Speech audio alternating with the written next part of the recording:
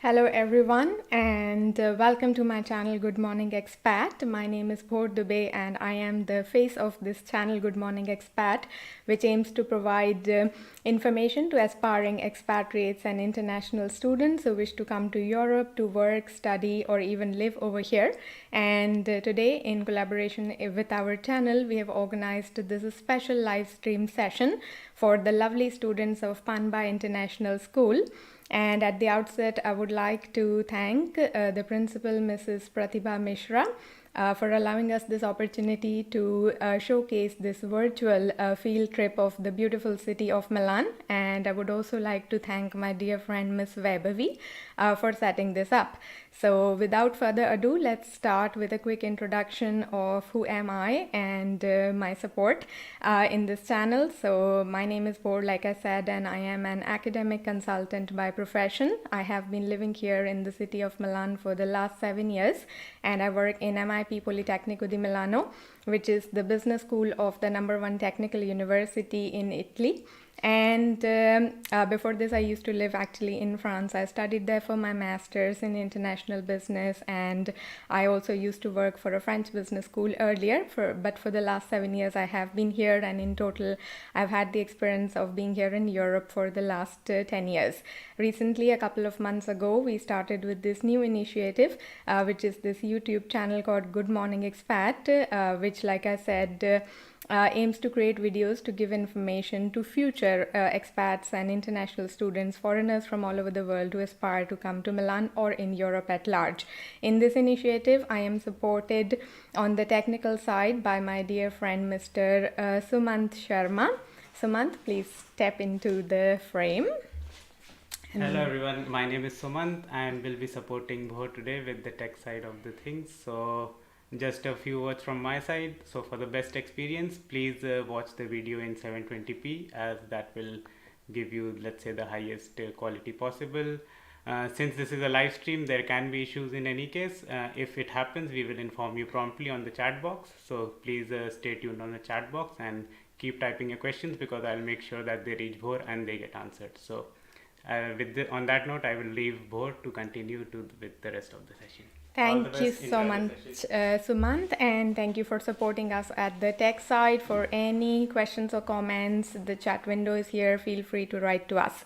Okay, and this virtual field trip has been organized, of course, especially for the lovely students and their parents of the Panba International School, which is located in Mumbai and in India, India, which is also where I am from originally. And so I'm really happy and excited to interact with all the lovely students. I was already quite into the chat, which is quite funny and interesting, that was happening before the live stream kicked off actually. And I'm hoping to have quite an exciting time with all of you. And I'd like to thank you for taking the opportunity for taking the time to attend this session. At the same time, I would also like to thank all our viewers, all our followers and the subscribers who must have tuned into this live stream. So too much talking, let's get started with a quick overview of today's agenda. So we are going to quickly introduce the city of Milan. I'm going to give you some key facts about where Milan is and what's so special about it. Then we are going to, with the help of short 4 to 5 minute videos, explore the historic city center of Milan, followed by the modern state-of-the-art squares. And we're also going to take a look at the natural escapes around Milan, where people can go for a day trip or a weekend trip, for example.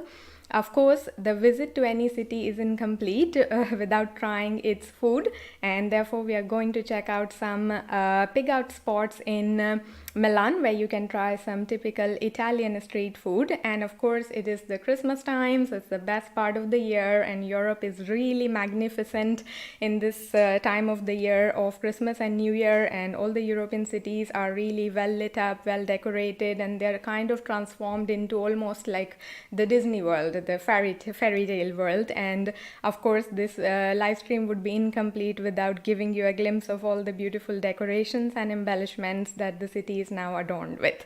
And of course, we'll be happy to take all your questions in the last part of this live stream. But of course, during any of the videos, during my conversation, feel free to write any questions that you would like in the chat area here.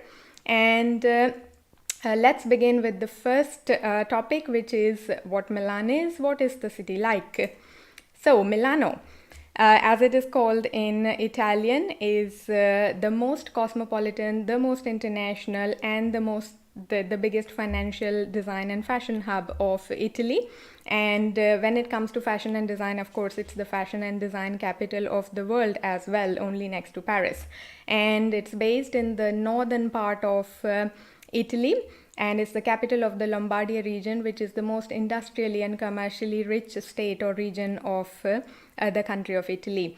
And Milan is very close to the Swiss border, and owing to its location, it is very well connected to the different neighboring countries in Europe like Switzerland, Austria, and France, etc. In fact, you have direct train access to major cities in Europe, including Paris and Zurich, for example. This location gives it, of course, a competitive advantage. So if you are, for instance, a student, an international student, a foreigner, an expat who aims to work over here, you will have access to a lot of internship, job, employment and career opportunities, development opportunities, because of course it is the most international city of Italy, but it is also the most financially rich city as well. It produces, in fact, Lombardia produces the highest GDP per capita for for the country of Italy. So it's very industrially rich in that sense. And Milan, according to me, is a metropolitan, cosmopolitan city, but it is not as crazy as other European capitals like Paris or London. So you have a very good balance in Milan, in the sense that you get to have the best of both worlds. So on the one hand, you have access to opportunities that any metropolitan city should provide to you. But at the same time, like I said, it's not as crazy as other European capitals. The hustle and bustle in Milan is always under control. So for example, the transport system has only 4 metro lines, a 5th one coming up soon, and then a set of suburban train lines, but everything is really systematic and organized, and the size of the city also is kind of moderate. So it gives you a good balance. So you have access to all the opportunities that a metropolitan should provide you, but at the same time you don't lose your calm. So it's quite calm and easy to handle, and you don't have to always run around like you would in London or Paris, for example. So from that sense, it's quite you have your peace of mind in Milan, according to me.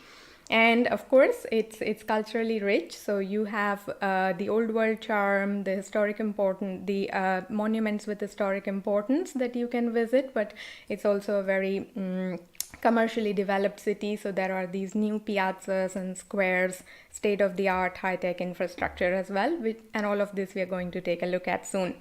Okay, so let's start with the very first video that we are going to show you. That will give you the glimpse of the historic city center of Milan.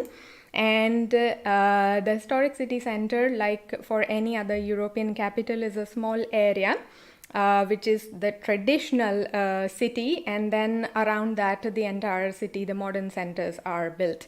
And the historic center of Milan is located around the Milan Cathedral, or the Duomo di Milano, which is the main church. And this main square actually is really the center of the city, and around that the rest of the city is built up.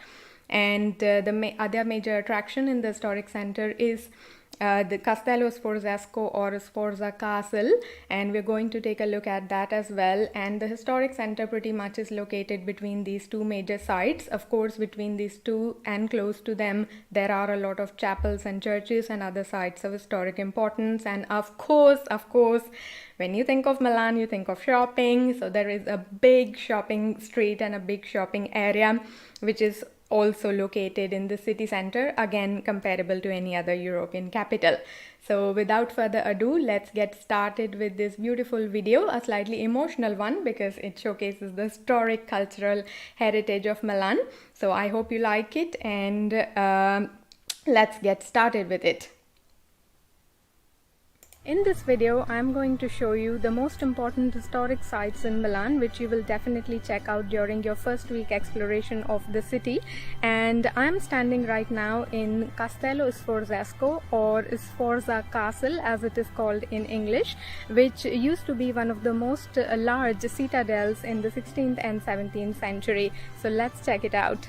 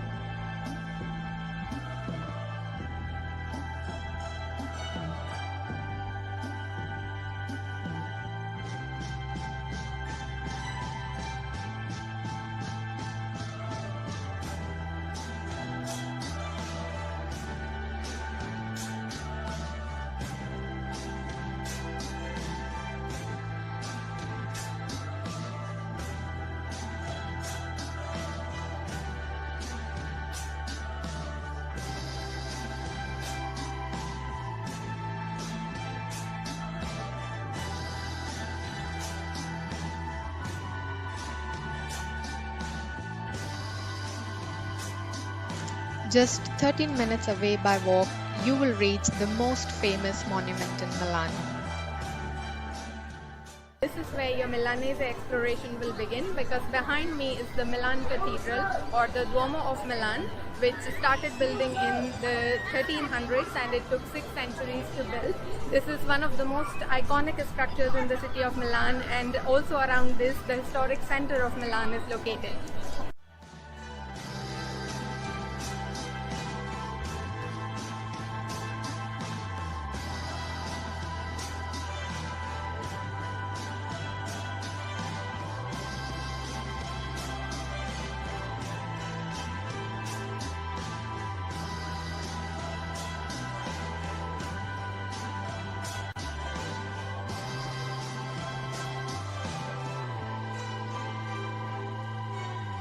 So this is Galleria Vittorio Emanuele II, which is often claimed as the drawing room of Milan, and is also the oldest shopping mall in Italy. It houses a lot of luxury brands, including the Gucci Cafe, and also my favorite ice cream shop, which is called Amorino.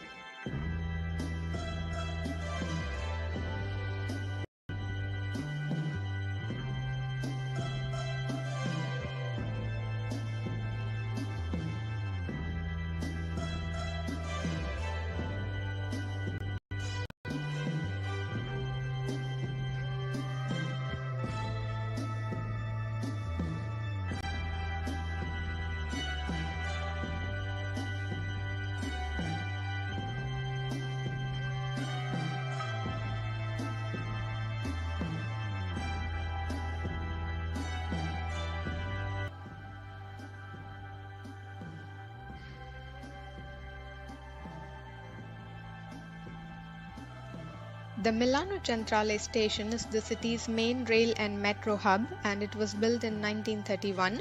This is where you will need to come if you need to take a long distance train connecting to other major cities in Italy as well as in Europe. And in front of the station you will find the Piazza Duca d'Aosta, which is surrounded by a lot of bars, hotels and restaurants.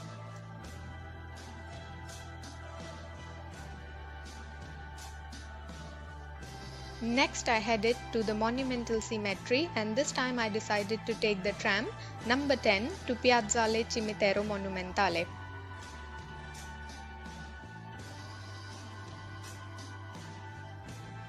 So right now I'm standing in front of the Monumental Cemetery, which is one of the two largest cemeteries in the city of Milan, the other one being the Maggiore Cemetery. This was built in 1800s and it is a graveyard after all, so of course it has a sad vibe about it, but it is still one of the most important historic tourist spots. And it has also a museum inside it, which is open for tourists in the daytime. So there are a lot of interesting tombs, as you can see behind me, and also other sculptures and architectural things that you can visit and see if you happen to go inside the museum for the full visit. Okay, so this was a quick exploration of the historic city center of Milan, but Milan is the most cosmopolitan city in Italy, and therefore of course it has very nice and modern high-tech infrastructure and buildings as well, and of course several skyscrapers that have been recently developed. And of course it's the most financially rich city of Italy, so the headquarters of the major MNCs in Italy are also located in Milan. So these new modern piazzas, piazza is the word for square, these new modern squares are the locations for the headquarters of these top companies which are based in Italy, of course with the headquarters in Milan. So now we are going to check out a few such modern centers that have been recently developed, and that's going to give you a glimpse of the state of development in terms of construction in Milan. And now let's check out our next video that's going to showcase that.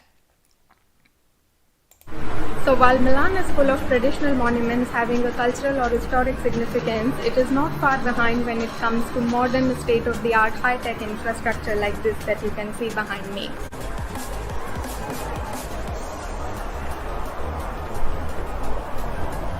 So I'm standing under the Palazzo Lombardia building, which has a lot of public offices belonging to the region of Lombardia, as the name suggests, and it is a 43-storied building with 32 lifts, and it's one of the oldest skyscrapers in the city of Milan. The 39th floor of the Palazzo Lombardia building has the Belvedere, and it is in certain periods of the year open to public for free entrance and without reservation. And on these occasions, all the citizens can visit the 39th floor and admire the beautiful panoramic views of the city of Milan. Now let's go to the Porta Nuova district, and the best way to get there is to get off at the Garibaldi train or metro station. Public transport link in the video description below. So today I'm standing in Piazza Gai Aulenti or Gai Aulenti Square, and it is one of the most important commercial centers of Milan. It is part of the Porta Nuova district, and the main attraction of this square is the Unicredit Tower, which is the most tall skyscraper in Milan, but more important than that, it is the tallest building in the whole of Italy.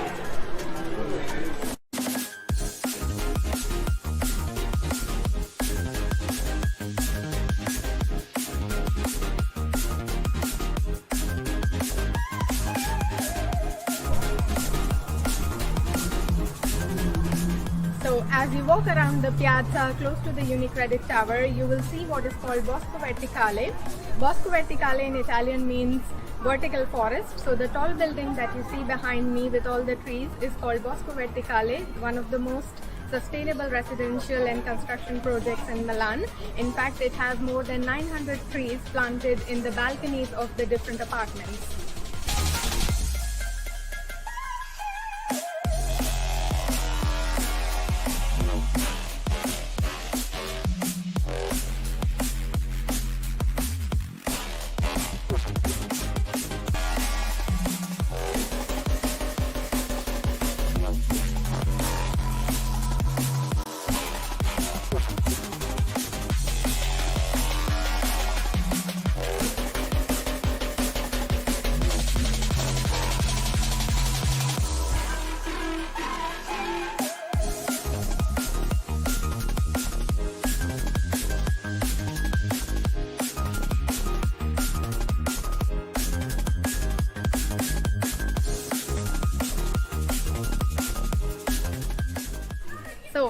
Porta Nuova, the next definite stop in your exploration of modern Milan will be the City Life District.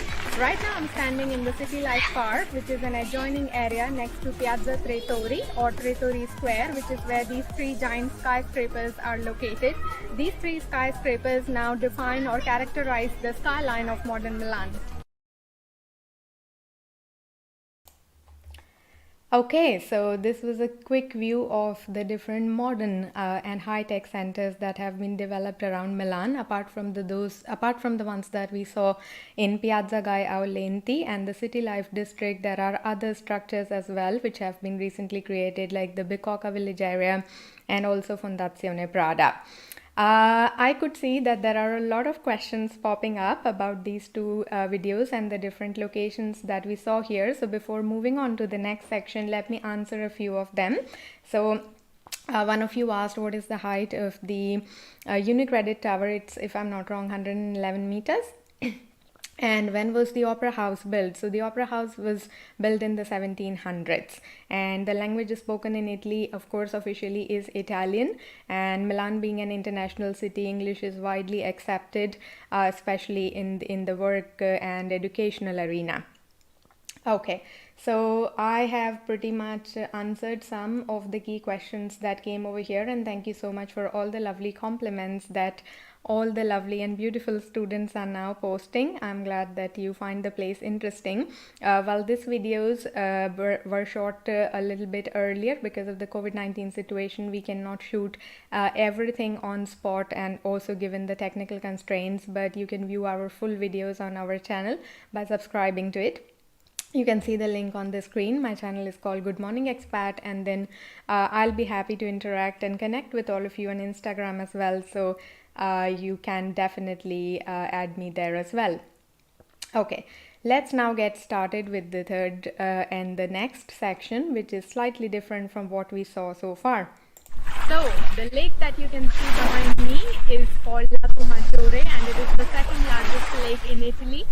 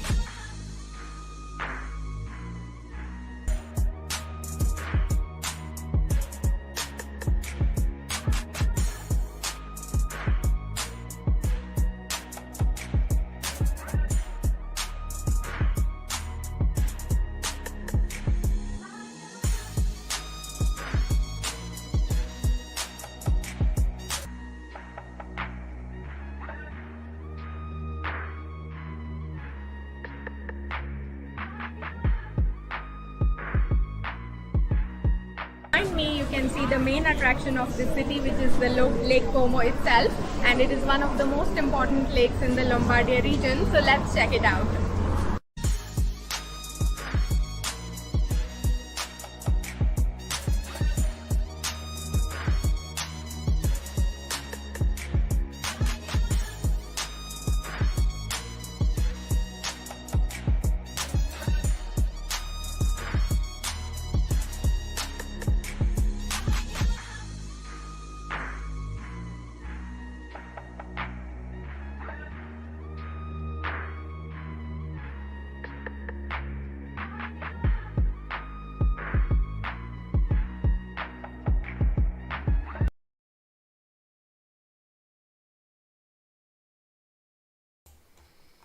So this was a slightly different video to just show you all the different natural escapes and natural getaways that are located around Milan. So the first lake that we saw, which is Lago Maggiore, can be accessed from the cities of Laveno or Stresa, which are located at a distance of 1.5 hours by train from Milan.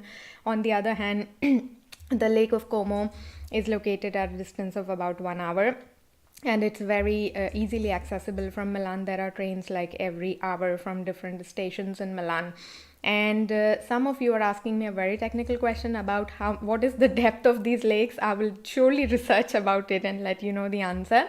But the other question that popped up now, which I can answer right away, is which is the most popular one. So in northern Italy, there are mainly three big lakes. One is Lago di Garda, which is the largest one. Then there is Lago Maggiore, and then there is the Lago di Como or Lake Como, which is again accessed by cities like Como, for instance. And Como is really popular because it's very close to Milan, and there are many frequent trains to get there. So because the majority of the tourists would actually first arrive to Milan, they would definitely go to Como and the town surrounding the Lake Como. And then the other popular ones are, of course, Lago Maggiore or the Maggiore Lake, and the towns close to it are Laveno, Baveno, and Stresa, which is a very famous one. Okay, so these are all these. This was a quick look This was a quick look at the different natural escapes that are there around Milan. When you live in Milan, these are super essential, and there are many lakes that you can visit for a weekend trip, for example, or if you happen to be here for a week-long touristic trip, then it's nice to see the hustle and bustle of Milan, but to also have an opportunity to have some natural escape and admire natural beauty. So this was my quick compilation of the two big lakes around Milan, and both the cities through which you can access these lakes are located at the foothills of the Alps mountain range. So you get to have like a sneak peek of the Alps mountain range as well. And Lago Maggiore partly is also based in Switzerland, actually. Okay, now we will get started with our next topic, without which, like I said, any trip to any city or country will be incomplete. And that topic, of course, and that factor, of course, is food. Okay, so the Italian cuisine is world famous. I think it's one of the most popular cuisines in the world. And Italian street food is not an exception. So when you are in Italy, there are many pig out spots and cafes and restaurants where you can try these quick street foods, which are ideal if you are doing a sightseeing trip in Milan. Of course, there are many fancy sit-down restaurants where you can go for a relaxed dinner or lunch, but street snacking is really popular. So now we're going to check out a few such popular foods that are really convenient and handy to have when you are, for example, doing a day trip around Milan.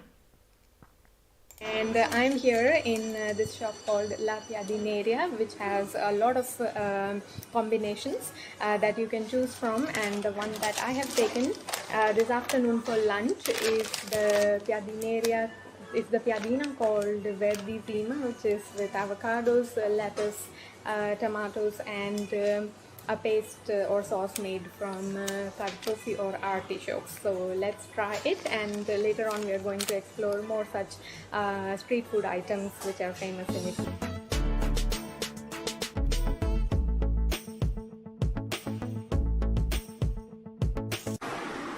So another interesting place to explore when you are discovering the typical Italian street foods would be the bakeries.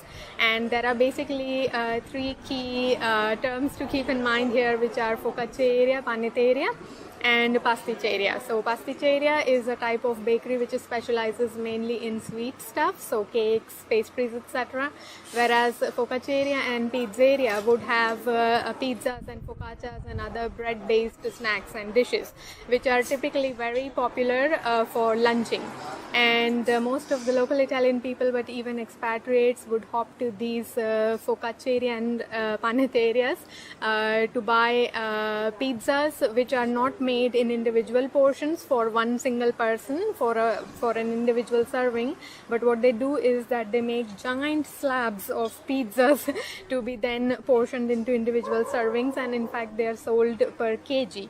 So it's as an expatriate, if you're new in Milan, you will find it really fascinating to see such giant slabs of pizzas where it's being sold not in one single portion for yourself, but it's being sold in like kgs.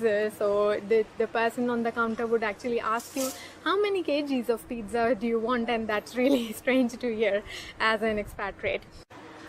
So today I'm sitting here in this beautiful place called the Italian Bakery, and what I have taken is a focaccia pizza, and it has olives, tomatoes and mozzarella cheese on top of it.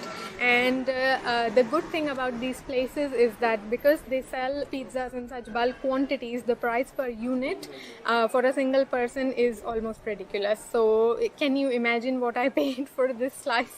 I paid like 1.8 euros.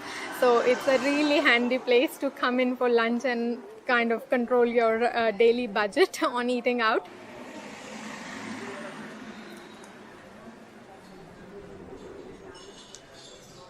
One night.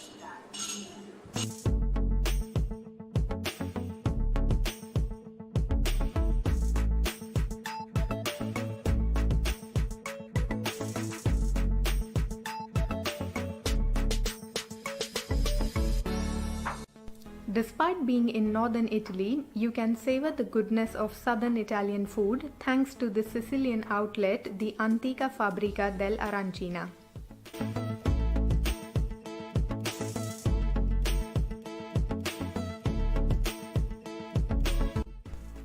Arancina is a deep-fried rice ball coated with breadcrumbs, and it can have a variety of stuffings like tomatoes, cheese, etc.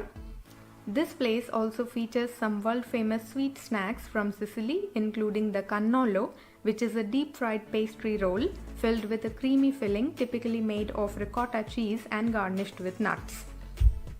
And here we can see a live demonstration of how it is made. Italy, of course, coffee is something really iconic when it comes to culture and lifestyle, and the best coffee of the world comes from here, although it's not grown, the coffee beans are not grown in Italy, but the way the roasting is done in Italy is quite particular, and that gives birth to the world's best coffee. So we're going to have a sip of cafe macchiato, which is my favorite type of coffee, and cafe macchiato basically is an espresso, essentially with a few blobs of frothy milk. So let's go inside in this particular torrefazione called Torrefazione Ernani, and let's try to have a sip of my favorite coffee, which is cafe macchiato.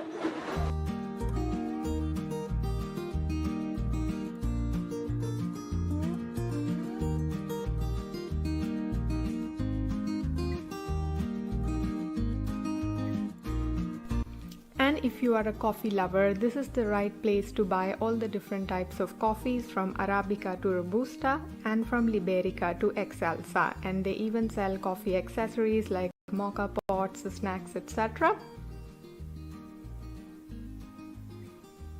And now I am here giving it a shot. Let's explore what a typical Italian breakfast looks like, and this morning I have come in a cafe close to my house called Francesino, and I've ordered 3 things, which is what a traditional Italian breakfast is composed of. Of course, it starts with what is very iconic about Italy, that is the coffee itself, and the coffee can be espresso, macchiato, cappuccino based on your liking. Then there is always some fruit component to make it healthy. It can be macedonia, which is fruit salad, or in most cases it is freshly squeezed orange juice, which is what I have taken today. And then of course there is a carb or bread based component, and usually there will be brioche. So there are different types of brioches. Some filled with cream, jam, some are whole wheat, some are just bread based. I have taken the one filled with jam today, which is what I like. So this is a typical Italian breakfast, which is what you will begin every morning of yours when you're going to live in Milan.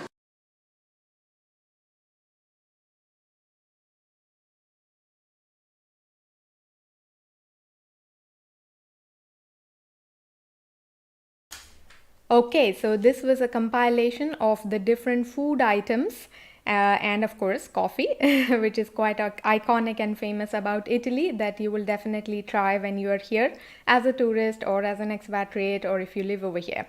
And I had some interesting questions popping up in the chat area, which I would like to answer before we move on to the next section.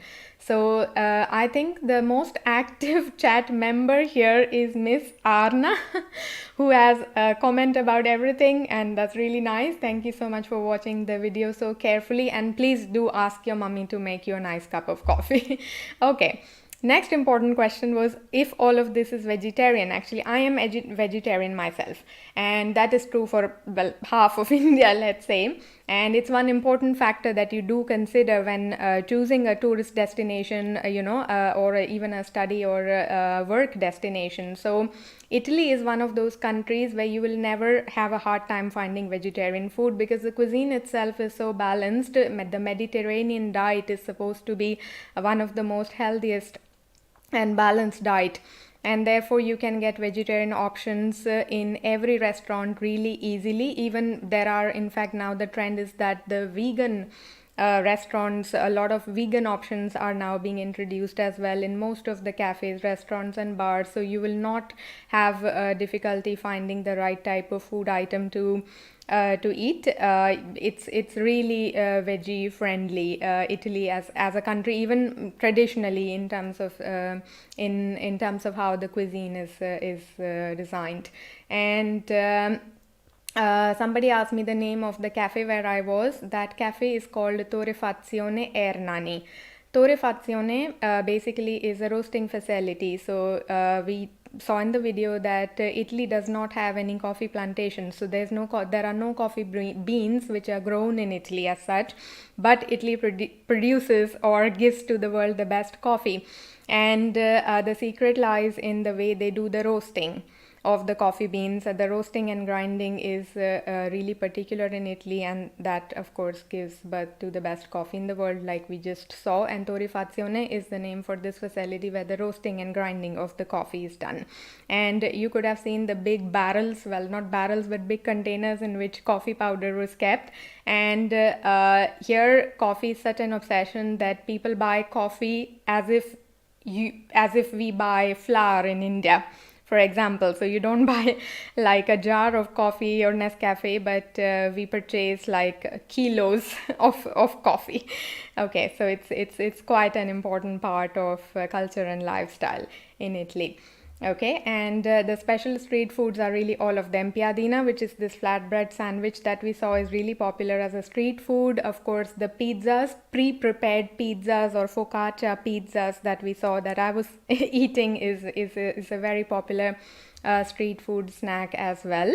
And another interesting question coming up actually is if there are any Indian or international restaurants in Milan. So I said in the beginning that Milan is a super international city. It's full of expatriates, people coming from all over the world, and thanks to that there is a lot of demand for international foods, including Indian foods. So there are a lot of really lovely restaurants based here in Milan. Indian, Middle Eastern, Persian, Lebanese, Chinese, a lot of them. There's a big Chinatown which has fantastic Asian food, for example, and I have a separate video on that you can check out as well. Okay, now let's get started with the next video. And that is about, of course, something very relevant for the current festive time that we are in. So it's 24th of December today. Tomorrow is Christmas, followed by the New Year festivities. So I said that this live stream would be incomplete without showing you the beautiful decorations and Christmas lights that have been set up in the city center. So let's now take a look at that. The festive season is fast approaching. We are all getting up for that, and Milan, the city, is no exception. As you can see, it's all set up to celebrate this beautiful and very important part of the year. You can see the traditional Christmas tree behind me in Piazza Duomo, which is the most important historic center of the city of Milan. And today's video is going to capture the entire beautiful festive vibe. We are going to explore all the decorations, the different city centers where all these beautiful lights and decorations have been set up, and I hope you are going to enjoy this beautiful ride with me in the festive last part of the year.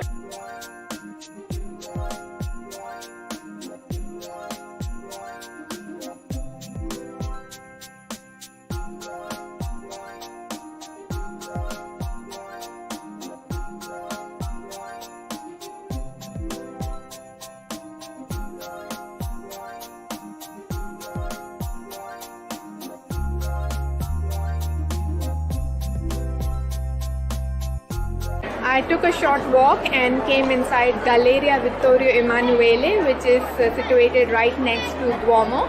And another iconic Christmas tree is set up here in this shopping square, a luxury shopping square famous in Milan. And this tree usually every year is sponsored by Swarovski, the famous jewelry and gems manufacturing company. And in fact, it is decorated with the beautiful crystals from Swarovski, so it's even more beautiful, and you can see it right behind me.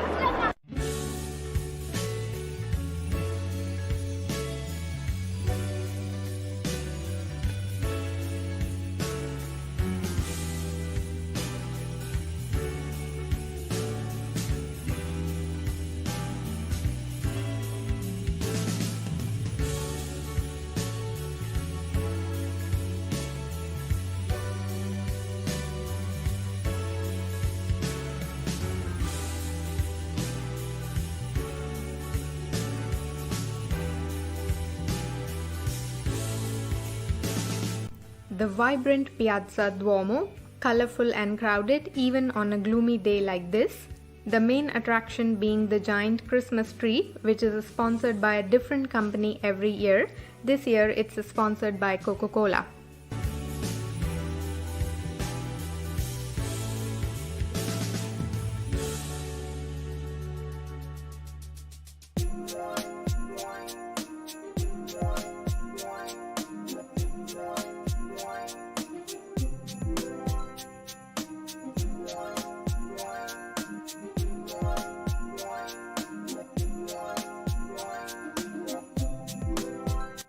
Let's now take a look at the Christmas decorations on Corso Vittorio Emanuele II, a very important shopping street stretching all the way from the Duomo Square to the San Babila Square.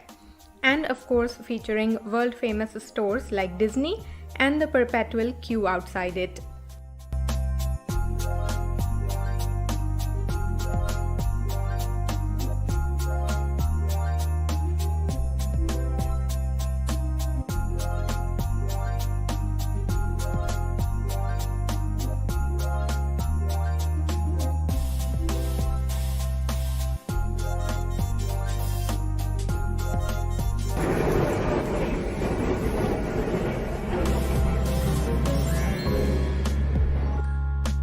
The lights with inspirational messages. Credi nei tuoi sogni, believe in your dreams. Non arrenderti mai, never give up.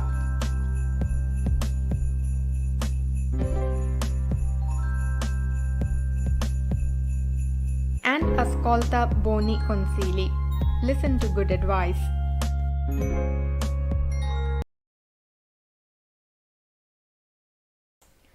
Okay, so this was a quick look at the glitter and shimmer that Milan is adorned with right now. And like I said in the beginning, the European cities are a major attraction during Christmas because the different lights and decorations, embellishments are really beautifully done. The governments take these things really seriously because it's the most festive and important part of the year over here. So in fact, this is the time when the majority of the tourists from all over the world, from non-European countries, visit the different European cities, and Milan is not an exception. Somebody asked me when did I actually record this. So this was recorded about 10 days ago. And the Christmas decorations start almost 1 month in advance, 1 month ahead of Christmas. So usually in the last week of November, the city is already lit up with the Christmas lights, and it lasts usually until the beginning of January in some countries, and in Italy the whole festive period lasts until 6th of January, which is Epifana, which is a different festival. And the Christmas festivities officially start on the 24th of December, which is Christmas Eve. That's today actually, and lasts until 6th of January. And then usually all the commercial establishments, schools, etc. open later on 7th of January onwards. And somebody asked me also, there is a lot of crowd that you can see, so how is this possible in the COVID-19 situation? Well, this was shot really recently. You can see a lot of crowd because Christmas is also the time when people shop for a lot of presents and gifts, and they're doing that, so there is a lot of crowd in the city center and around the shopping area, but they are maintaining social distancing somehow, and they are always wearing the mask. So the mask has to be on all the time. I have removed the mask just for the purpose of the shooting, but it has to be on all the time, outside and inside, especially in closed places. And I highly recommend you to follow this guideline as well in order to keep yourself safe and keep your loved ones safe as well. But again, I mean, it is possible to maintain social distancing because there are long queues outside malls and shopping centers, which you need to respect before entering, so that there is not overcrowding inside closed places in particular. And I said that Christmas and New Year is the time when Italians, but everybody does a lot of shopping for presents, and it's worth noting that the city center of an area will have all the major brands where you can shop for, and the prices are a little bit higher, meaning the prices are the standard prices that any brand has to offer. But a standard practice, a common practice is also to go a little bit outside the city to the shopping villages. And there are many shopping villages around Milan, the Fidenza village, Franciacorta, and La Scala. There are many shopping, let's say, villages like these, which are dedicated areas where big brands have their boutique stores, but what you get there is often sold at up to 80% discount. So when you want to buy something really special, something of good quality, of a good branded let's say mark, then you go there to buy these items at a discounted price. And later on my channel there will be videos showcasing the shopping villages around Milan, which is quite an experience to witness. Okay, so on that we are done with this last section of Christmas decorations. I hope you liked it. There were some questions. I'm going to just answer some of them before we move to the next section. Well, with the next section is Q&As itself. So we will take all of them that have been popping up during all the videos, and let's get started with that now. Okay, so there have been a lot of questions, starting with, for example, if there's snowfall in Milan. There was a little bit of snow in the beginning of December. So this year the winter kind of started a little bit early, and it has been quite cold even since mid-November, and there was a bit of snowfall in mid-December, but next week it's expected to be there, and I am planning to cover that and create a separate video on that charming experience. And usually during Christmas time, snow is expected, but the bulk would be around January. But Milan is a metro city. It's kind of like the average temperature here is hotter than other places in the outskirts. So there's not a lot of snow in Milan, to be honest. Okay, some people are asking me, where do I live? I live in Milan, of course. Okay. If there are any companies who have sponsored this, well, nobody has sponsored it. We are a channel in the initial stages, and we're really happy to put up this kind of initiative for lovely students like you. So right now, of course, we're not collaborating with any companies for any sponsorships, but if you do want to support us really from the bottom of your heart, the only thing that you can do to help is to subscribe to the channel and follow our videos. Okay. Then we have okay, the name of this place where we shot the Christmas decorations is again the city center, so the location around Piazza Duomo and Corso Vittorio Emanuele, which is the major shopping street in Milan.